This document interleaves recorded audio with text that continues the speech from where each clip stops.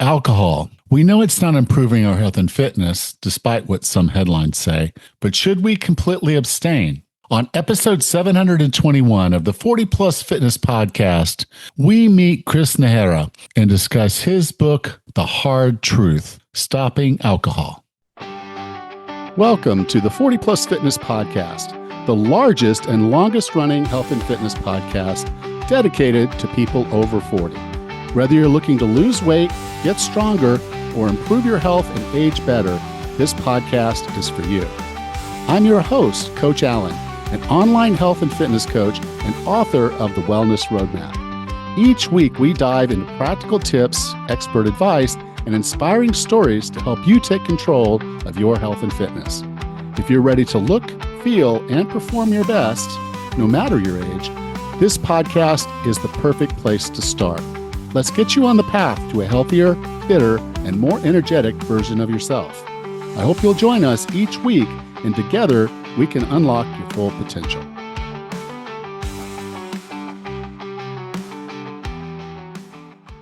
Hello, and welcome to another episode of the 40 Plus Fitness Podcast. I'm so glad you're here. Thank you so much for that. Hope you're having a great time and things are going well for you this time of year. This is actually kind of my favorite time of the year. I don't really like the cold, but there's American football, and this year, particularly the teams that I follow are doing okay. It's been a good year for football for this guy because my teams are actually having a pretty good year. But the reason I really like this time of year is gyms are practically empty. There's not nearly as many people in there because this is the time of year where people say to themselves, I'm not going to start now. I'm going to wait 6 weeks. Now, of course, that's not what they say. They don't say I'm going to wait 6 weeks. They say I'm going to wait till January 1st because January 1st sounds like a better place, a better time, a better everything for a start. And the reality of it is that's 6 weeks away. So imagine what you could accomplish if you got started now. In 6 weeks, you would be 6 weeks down the road. And I can tell you from my experience working with folks, that can be substantial. That can be the difference between getting going and really making it work and thinking, okay, I can do this when it's easy, but I'm going to quit when it gets hard. Because if you can do it during this time of year, you can do it any time of year. So I want to talk to you about two different ways that you can train with me that actually won't break the bank. The first is the Fit for Task Boot Camp. Now, the Fit for Task Boot Camp is designed for absolute beginners or someone that's been out for quite a long time and wants to get restarted. It's a 28-day program to get you started so you can and basically get you going and help you build some habits in just 28 days. And you can learn more about the boot camp at 40plusfitness.com/bootcamp. The second way you can train with me is the 40 Plus Fitness Laser Coaching Program. Now, this is a 1-year program, and it is one-on-one, and it gives you access to me through laser coaching calls. And so basically for a year, you have a coach that you can talk to on a regular basis to help keep you focused, keep you on task, and keep you accountable. Now, you can learn more about the laser coaching program at 40plusfitness.com/laser. Now, be honest with yourself. You really do know that waiting doesn't make sense. It just really doesn't. And this is the best time for you to start. So I encourage you, if you're brand new and want to get going, check out 40plusfitness.com/bootcamp. And if maybe you're just a little bit further along and you don't need a beginner program, but you need the support to stick with it and really take this all where you need to go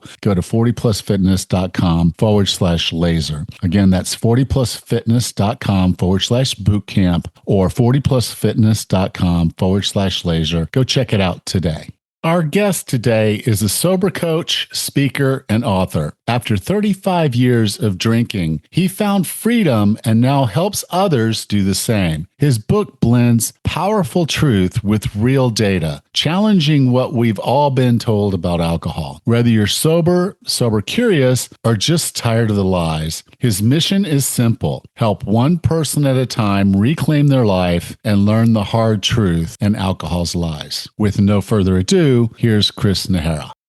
Chris, welcome to 40 Plus Fitness. Thank you for having me. Thank you for having me. And thank you for your patience. We've had the hardest time trying to get this thing recorded. We tried one other day and we couldn't get together on it to get the video stuff to work, and it's already giving us fits today. But we're going to cross our fingers, touch wood, knock wood, whatever your thing is, and we're going to get there. But the name of the book we're profiling is called The Hard Truth: Stopping Alcohol. And I've read quite a few books on alcohol reduction, cessation, stopping, what it does, all the things. But yours came off as probably the most visceral, feelings towards alcohol that I've seen, and I think that's actually a good thing when it's all said and done. But talk a little bit about this book and why Hard Truth, like what's that? What's all this about? So I think I drank for 34 years, and in my drinking career, I call it a career because it was a very long time. I mean, growing up in a town here in El Paso, Texas, a border town, and drinking on weekends, kind of just going with everything as far as the what it's publicized as is fun and okay, and you think it's okay, you do your 20s and 30s, and then I'm 52 now, but in the last 10 years, I think it kind of progressed. And then when COVID 2020 hit, I drank more. I started drinking more, and towards my last, I've been clean now for 2 years and 4 months. But in that time when I was like, you know what, I need help. I need to stop. And I was in the outpatient facilities where I was, getting help because I couldn't stop. It was like I was on autopilot, going to the liquor store, buying what I wanted to fulfill my addiction. And that's when it started becoming alarming for me. And so I was like, I need help. I want to stop. But in my peers in the outpatient facility were telling me, hey, I don't know if my liver is going to, having liver transplants, waiting on a liver transplant list and different things as kidney disease. And when I started hearing all this, and it kind of woke me up to where it's like, okay, what's going on here? And then I started researching everything I could about alcohol.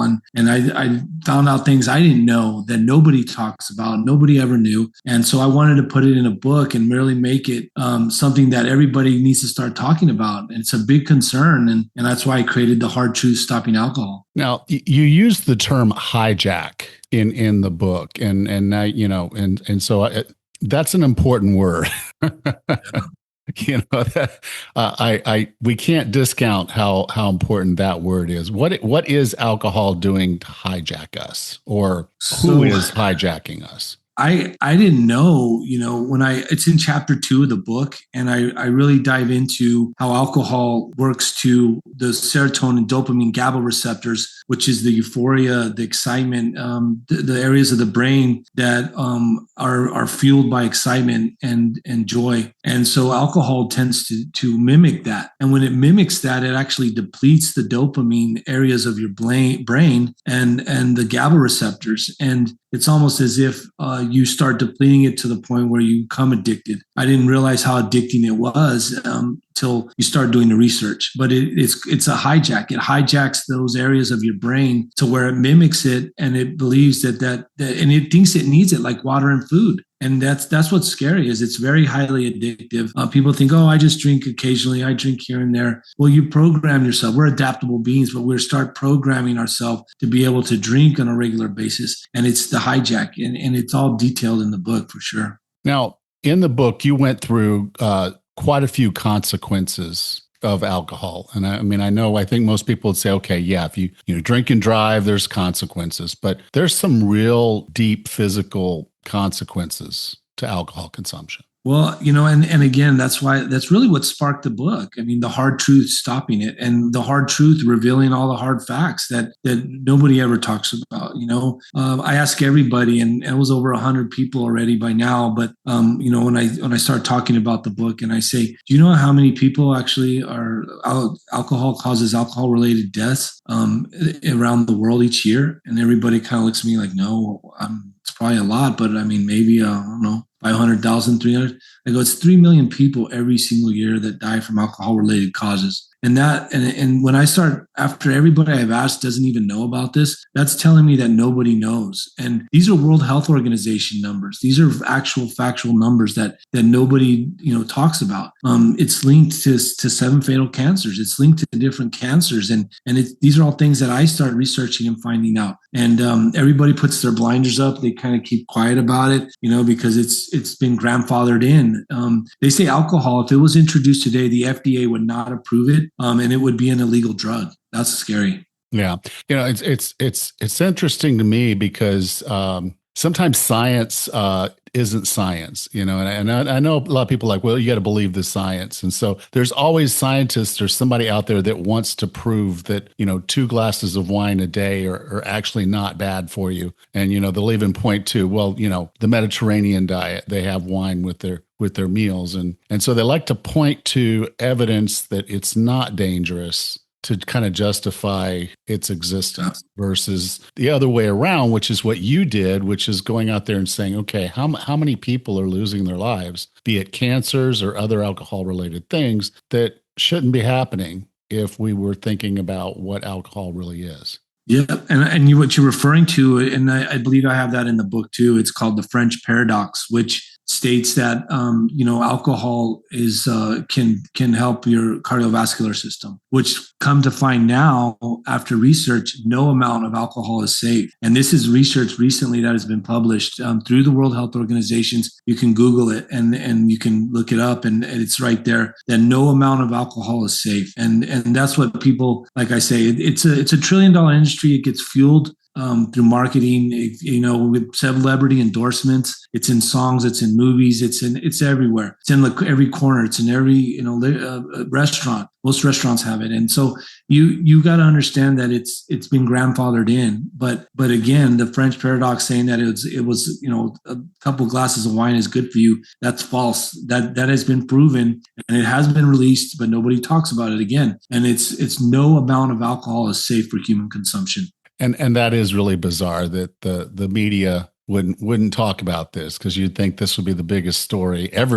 Practically everybody adult drinks at some point or another.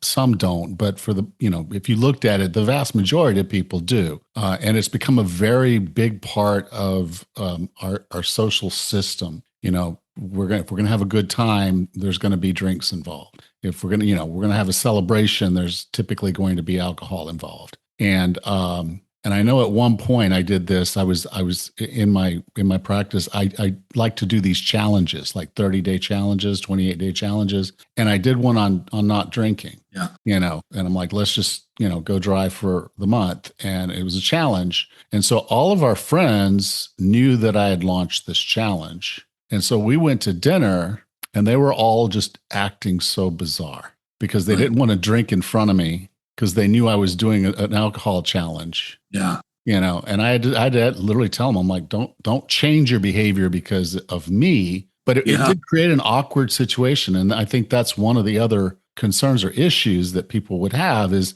I'm going to be the weird one. And it does. It puts a little kind of a cloud over you, I think.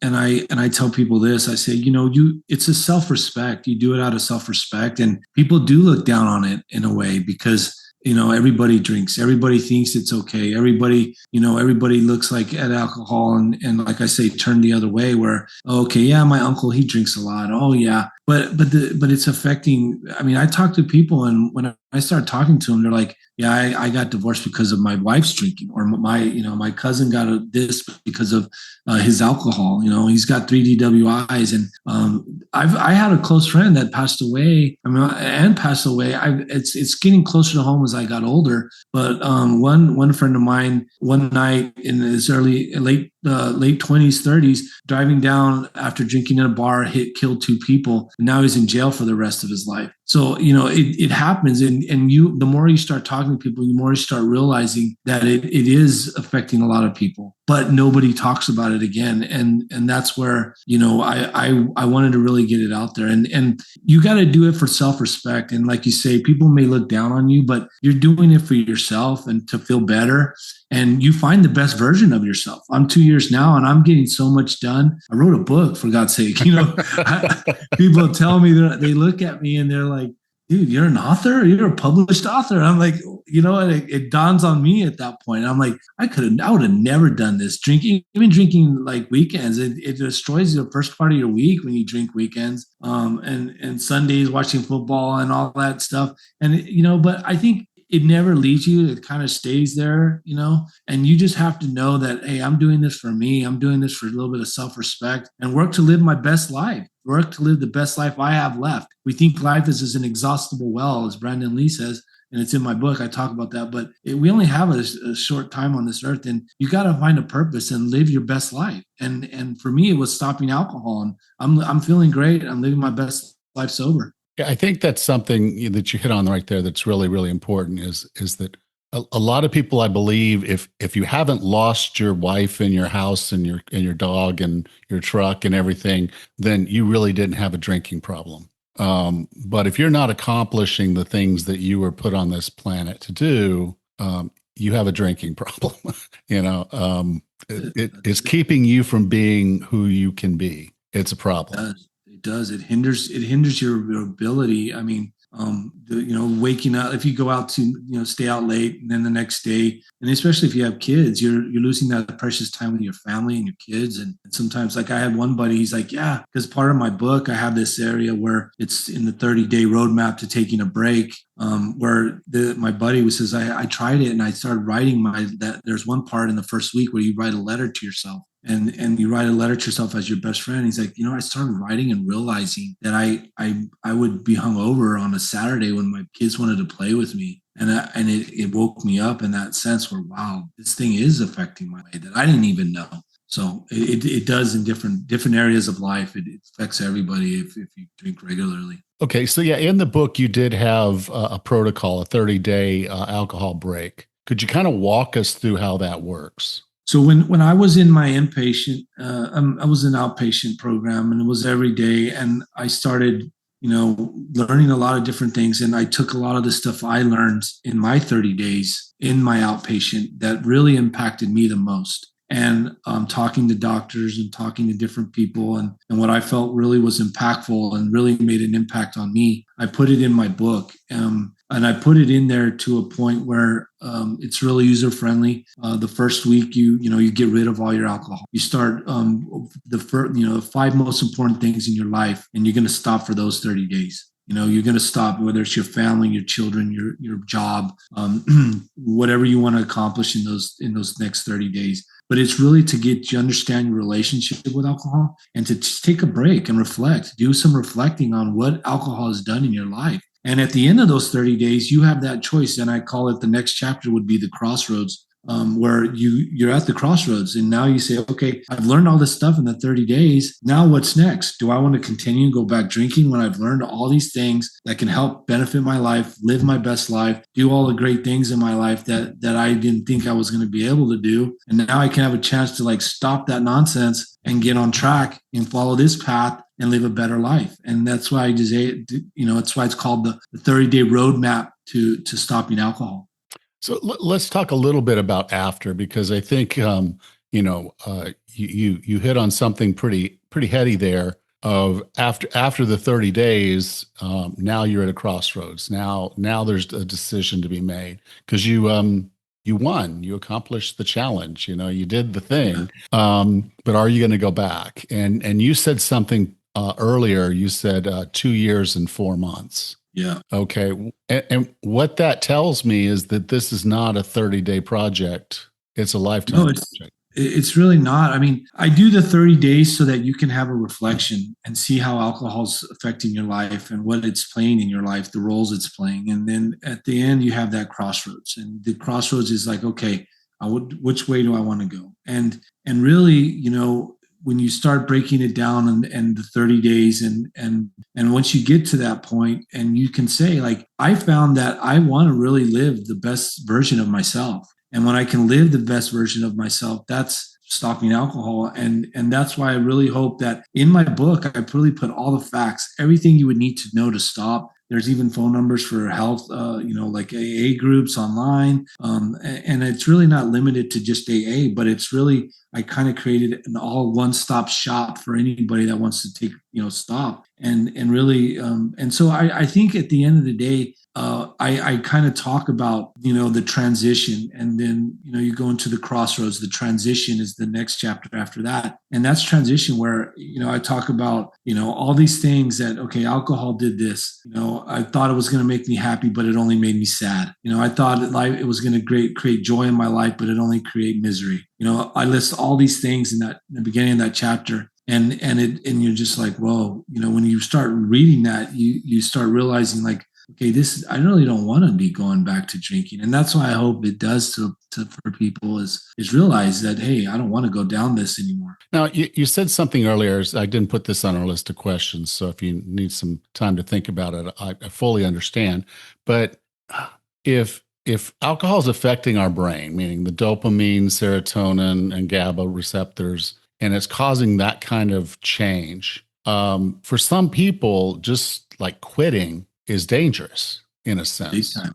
So how would someone know, okay, I probably need to have medical intervention as a function of this change versus just saying, okay, it's a willpower thing. I can do anything for 30 days and get so I do have that in the book where it's on the third or fourth day. That's when the alcohol withdrawals will kick in. If you're drinking regularly every other day, if you're drinking, catching up, they call it a weekend alcoholic, where you just drink all weekend and then maybe a little bit on Wednesdays, and you just make it through those, because it's really 3 to 4 days when alcohol leaves your system, and that's when the cravings and the withdrawals will start setting in. Start getting the shakes. And I have that in my book, where if you start getting the shakes and are just really craving, and it's just kind of getting like feeling really strange, you do need medical supervision, because you can have seizures. Alcohol, and that's the other thing I found, is that alcohol it kills more people through withdrawals than even heroin, than even some of these other major illegal drugs, cocaine and methamphetamine and those types of things. Alcohol kills people through withdrawals. But to answer where we're going with that is that alcohol, you got to understand that it is a major problem, and that you want to stop. Yes, get the help, but sometimes people can't just stop. And you do need medication. I needed medication. And that was the game changer, because it helps with my cravings. It helped with me, and I'm not a physician. I can't tell you what medications to take. But if you have a provider that can guide you, that knows addiction and alcohol addiction, they'll know what medications. There's naltrexone, which is an antabuse for alcohol that's helped a lot of people.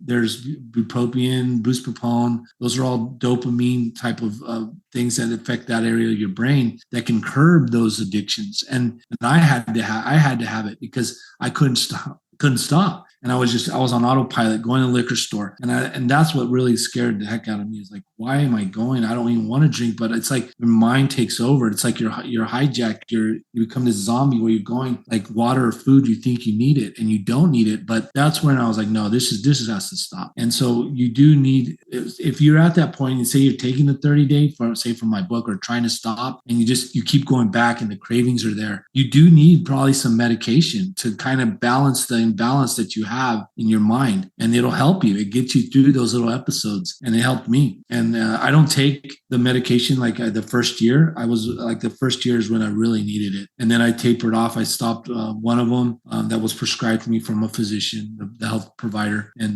now I do Wellbutrin occasionally when I'm feeling like just down in the dumps a little bit, because I'm still 2 years and 4 months, and I'm still affected by it. That's how bad it is, and there's post-acute withdrawal syndrome, where you drop stuff that I'm still affected by. I still have some liver issues that I'm working. So it's really bad. And I feel I'm lucky to be alive, to be honest with you. Now, Chris, I define wellness as being the healthiest, fittest, and happiest you can be. What are 3 strategies or tactics to get and stay well? 3 strategies I would say is sleep, get your sleep at least 8 hours. Stop alcohol. Stop alcohol is like right there.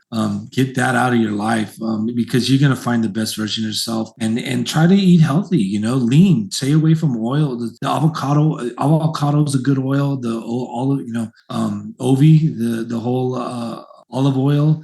Stay away from seed oils. Those things I'm learning as I'm staying sober and I'm starting to feel better. But I really think it's those things. Find your sleep. Stop alcohol would probably be number one. And then the other one is try to eat 3 meals a day, balance healthy meals. That's going to make you live your best life. Thank you, Chris. If someone wanted to learn more about you and more about your book, The Hard Truth, where would you like for me to send them? The website is usually the fastest way. It's at thehardtruthaf.com. That's thehardtruthaf.com. Or you can always go to Amazon Books and find it under The Hard Truth Stopping Alcohol. Well, Chris, thank you so much for being a part of 40 Plus Fitness. Thank you for having me. I appreciated the opportunity. Thank you. If you enjoyed today's show, take a moment to subscribe so you don't miss the next one. And if you would, please leave us a rating and review on your podcast player of choice. Next time on the 40 Plus Fitness podcast, we meet David Vo and discuss his book, Stronger: How to Build Strength, the Secret to a Longer, Healthier Life. Until then, have a happy and healthy week.